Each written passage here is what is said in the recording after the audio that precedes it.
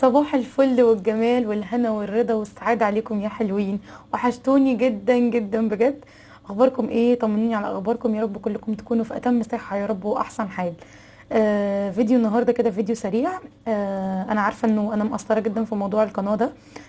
بس ان شاء الله يعني الدنيا تظبط وارجع تاني، يعني ان شاء الله انزل باستمرار. النهارده الفيديو بتاعنا فيديو سريع كده شوية، هو يعني ممكن نقول عزومة صغيرة كده على الضيق يعني. اخواتي كانوا جايين يعني يقعدوا معايا وكده، فعملت اكل سريع هشاركه في فيديو معاكم. ومش هطول عليكم يعني النهارده.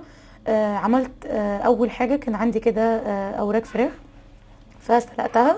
حطيت ميه على النار، ما حطيتش فيها اي توابل ولا اي حاجه خالص. حطيت بس الفراخ يعني كده في الحله بعد الميه ما غليت. وبعد كده خدت لها غلوه، وبعد كده نزلت بقى بالحاجات بتاعتي اللي هي المنكهات يعني.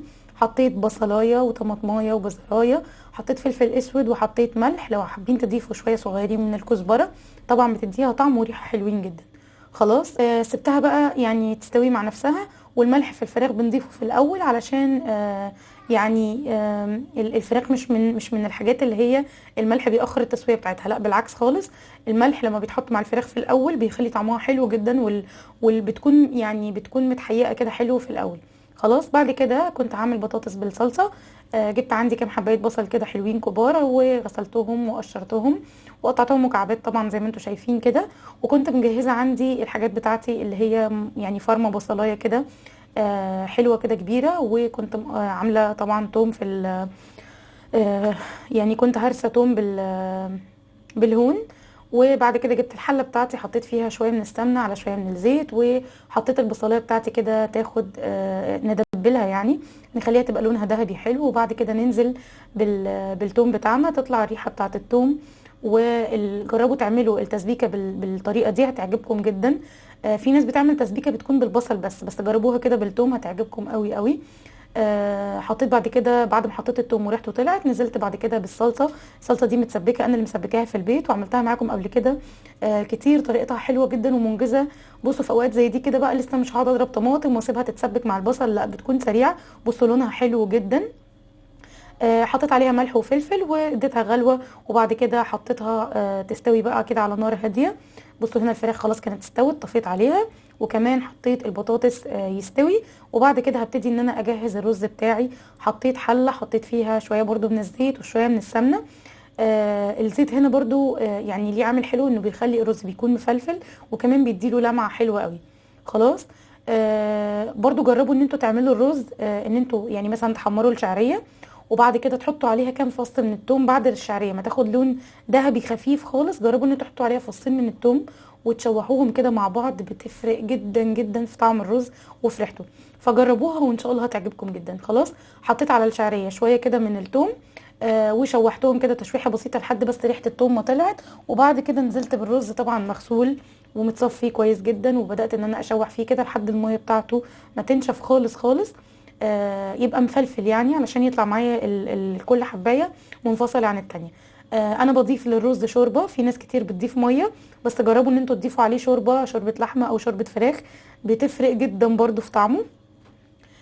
حطيت زي ما وريتكم كده، حطيت الشوربه على قد يعني غطيت الرز 3 صباع. وحطيت طبعا ظبطت الملح المظبوط بتاعي. وبعد كده غالي معايا وبدا ان هو يتشرب شويه، وبعد كده حطيته على اصغر عين عندي على البوتاجاز علشان يستوي. خلاص بعد كده كنت عندي هنا هعمل بقى طبق سلطه كده معتبر.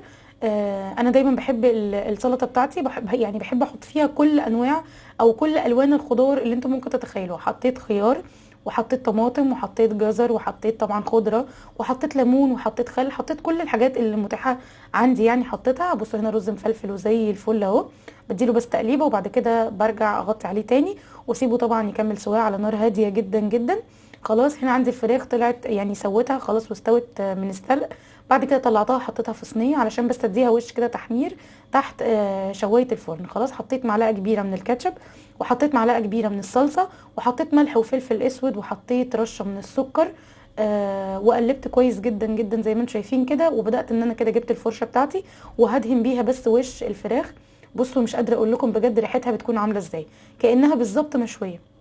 خلاص بدات بقى ان انا ادهن كده بيها وش الوراك بتاعتي. وبعد كده دخلتها تحت الشوايه. الشوايه مش بفتح من تحت، انا بفتح بس الشوايه عشان تاخد لونه. طبعا في الوقت ده بنكون مخلين بالنا جدا علشان ما تتحرقش مننا. خلاص بعد كده جيت بقى هنا عشان اعمل الملوخيه بتاعتي. طبعا جبت من شوربه الفراخ وحطيت عليها معلقه من التوم نيه، وحطيتها عشان تغلي، وشويه طبعا برضو من الكزبره نيين. خلاص بعد كده حطيت، اول ما غلت عندي رحت نازله بالملوخيه المتخرطه. ودي افضل طريقه انا بحبها، ومش بحب طريقه الكبه خالص خالص. بحس ان دي طريقه بتكون افضل واحسن يعني. هي المخرطه بالنسبه لي الطريقه المعتمده يعني. بعد ما حطيتها خلاص كده اديتها تقلبتين، وقبل ما تغلي بطفي عليها النار. وبعد كده بعمل الطشه بتاعتي طبعا، يعني اللي مفيش غنى عنها مع الملوخيه. وضفت عليها كده، جربوا تضيفوا على الملوخيه بعد ما تستوي رشه من السكر، بتخلي طعمها مسكر جدا وطعمها بيكون حلو قوي. دي الفراخ بعد ما انا طلعتها من الفرن، بص رهيبه بجد رهيبه. شكلها وطعمها وريحتها حلوين جدا. هو يعني انا قلت لكم زي ما قلت لكم هو غدا سريع وشكله شيك في نفس الوقت، عشان يعني هم كلموني، اخواتي كلموني قبليها بوقت قليل يعني، وهم كانوا جايين، فحبيت ان انا اعمل حاجه سريعه. بس بصوا طريقه التقديم برضو شكلها بتكون يعني، شكلها في التقديم بيكون شكلها شيك جدا. بس حطيتها بقى كده على فرشه من البقدونس والكزبره، ورشيت برضو رشه كده من فوق. ده شكل الاطباق بتاعتي. بصوا شكلها رائعه يعني، بجد تفتح النفس قوي. وبعد كده بدات ان انا بقى اغرف السلطه بتاعتي. يعني قسمتهم كده على 3 اطباق عشان يبقوا متوزعين على السفره يعني. ممكن تقدموهم طبعا في طبق كبير وتحطوه في وسط السفره. بعد كده ضفت يعني بدات ان انا اغرف الملوخيه، حطيت طبقين من كل نوع خضار.